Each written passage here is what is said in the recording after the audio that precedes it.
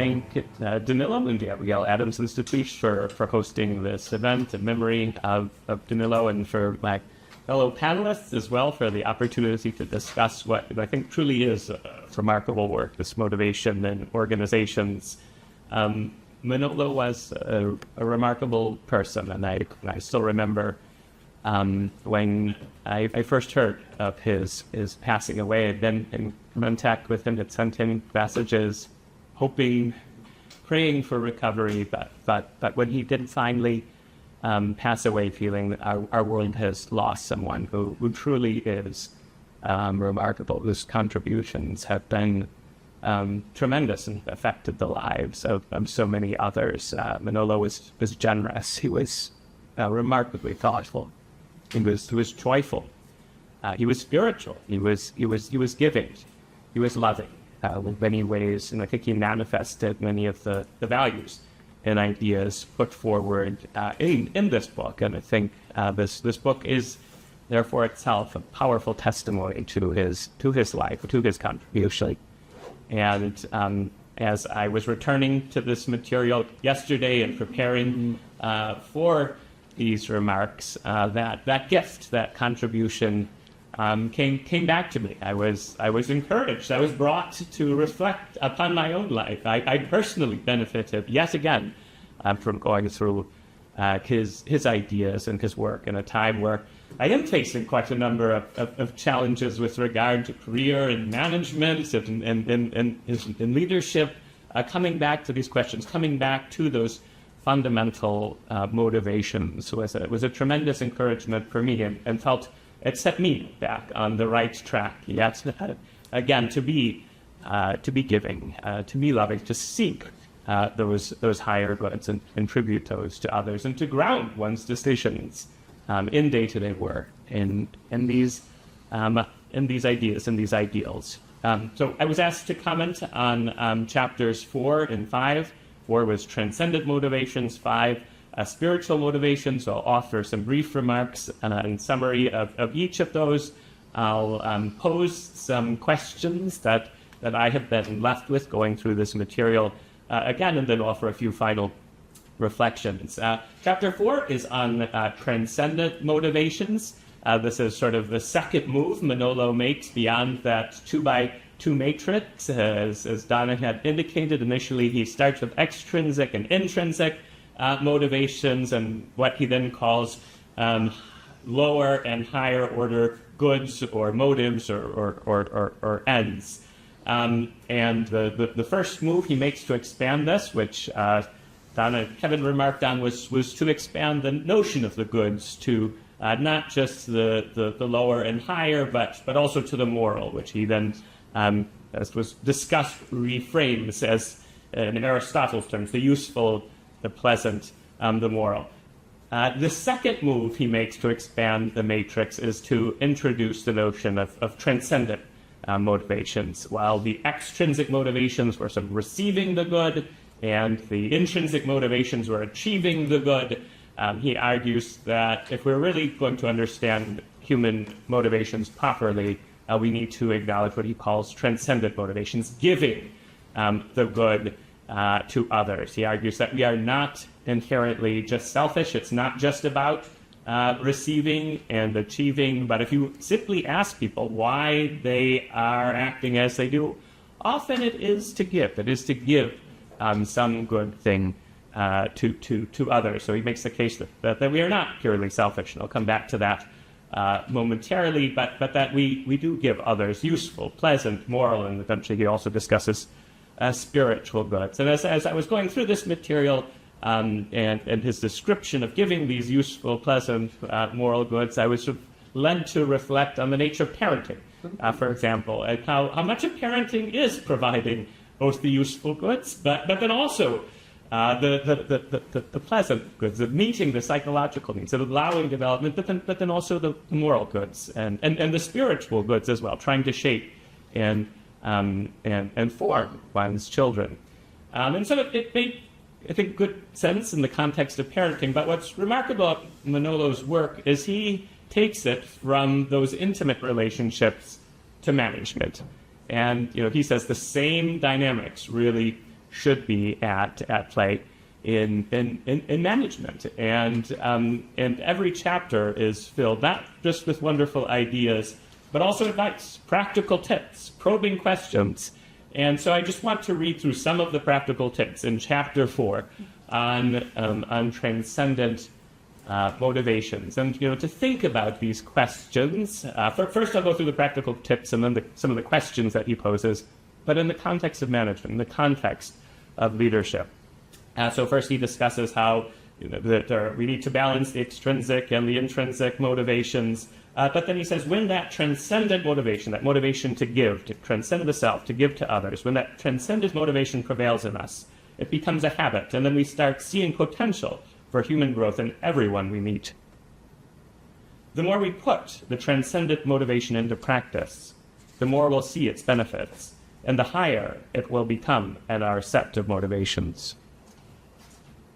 People who engage in the habit of being generous end up achieving top positions in society. When someone's joy is in helping others, the natural consequence will be to activate lots of relationships. Transcendent motivation makes everyone better off, including ourselves, by making the group better as a whole. The more we are driven by motivation of giving, the less we lose in the process. The more we give, the more we want to keep giving. And therefore, the higher the transcendent motivation become.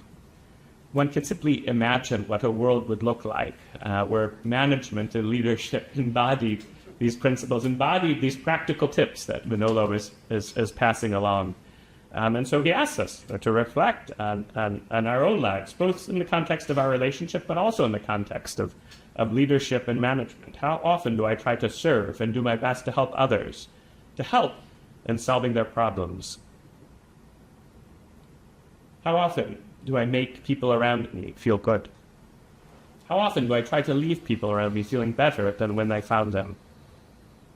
How often do I genuinely care for others' well-being? Again, I think he's bringing these ideas into the context, not just of relationships, but leadership and management as well. So it was a beautiful, powerful chapter.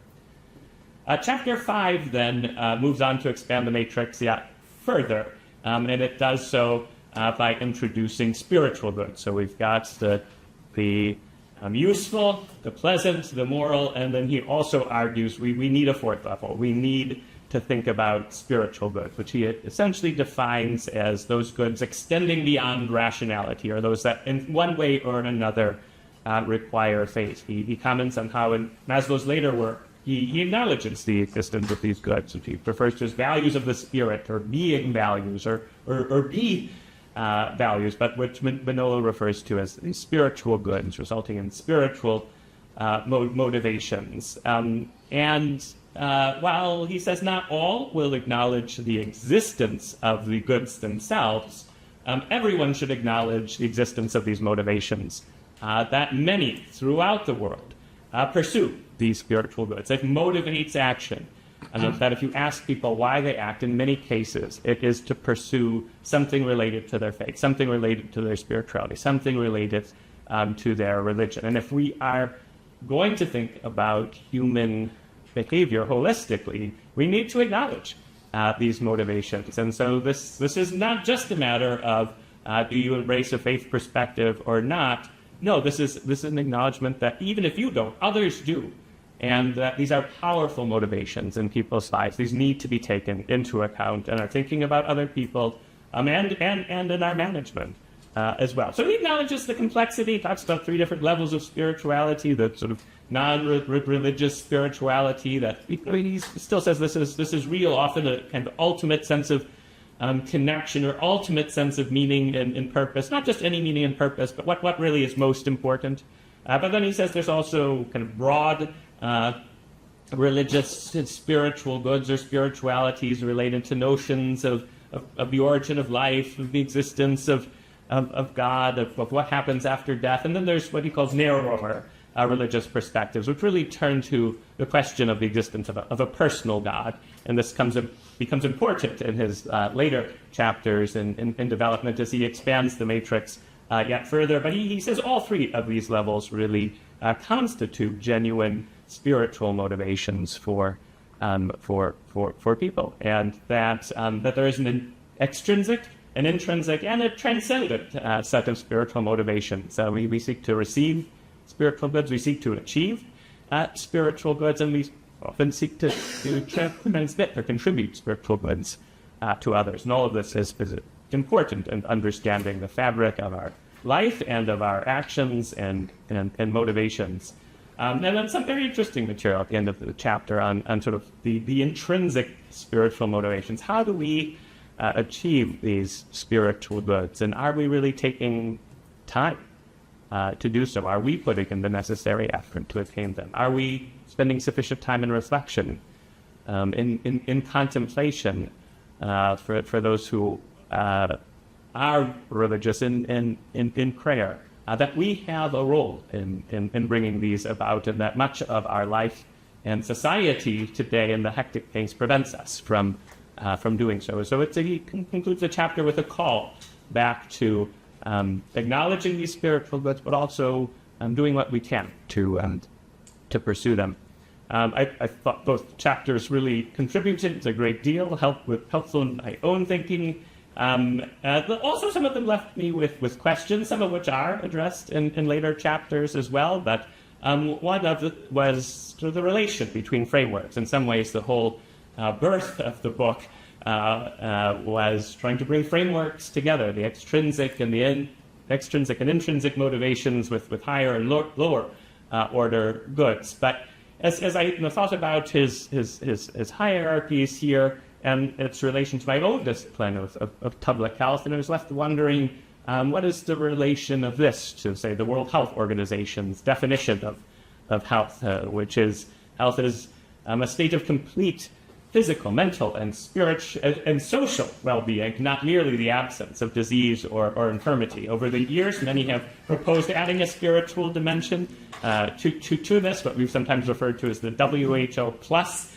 definition of health, the complete state of physical, mental, social, and spiritual well-being. And that then begins to look very much like Manolo's ordering of the goods as well. But one's left with the relation between what he calls the moral goods and what the WHO framework would call the social goods. And in many ways, our questions of morality are intimately connected to our relations with others, our sociality. Yet that social dimension sort of extends beyond simply questions of morality to relationships, to coming to know others. And in some ways, as I was reflecting on this, I thought Manolo's motivations, the extrinsic, intrinsic, transcendent, and eventually religious, are capturing those relational dimensions, relation to oneself, relation to others, relation to God. But in any case, I found it an interesting question to try to relate these frameworks together. Manolo makes a case in chapter 4 that we are not selfish, that these transcendent motivations that transcend the self, that give to others, are real, are genuine, are important. And I do very much agree, but I think it's also the case that the nature of who we are as human people are such that we ourselves find fulfillment when we give. And so perhaps there is no truly, purely altruistic act, unselfish act, because we benefit when we give. And that's simply the nature of who we are as human persons, as human society. And again, I think he, in later chapters, touches upon and explores some of these ideas. At the religious level, then, also, he talks about these spiritual motivations, and the extrinsic spiritual motivation is receiving the spiritual good, and he refers to eternal life as an instance of this. But just as I think it is the nature of the human person to give, and we receive when we give, I think in many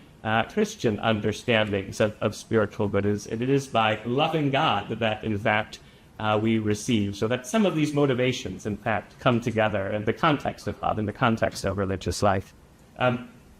Just a few Final remarks in this last minute on Manolo himself. As I said before, he was a remarkable person, a remarkable thinker, a remarkable friend, but I think also a remarkable educator. The fact that he was able to bring these ideas to so many students, to education itself, truly is an extraordinary contribution. And that contribution to the lives of others was certainly an intrinsic motivation for him, something that filled him with joy, with happiness, but a transcendent one as well. He wanted continually to give the useful, pleasant, moral, and spiritual goods to others. I do very much think this book continues that contribution to the lives of others, but I also think we have a responsibility to continue on in Manolo's footsteps to accomplish these goods. I think he's left us with a responsibility to convey these ideas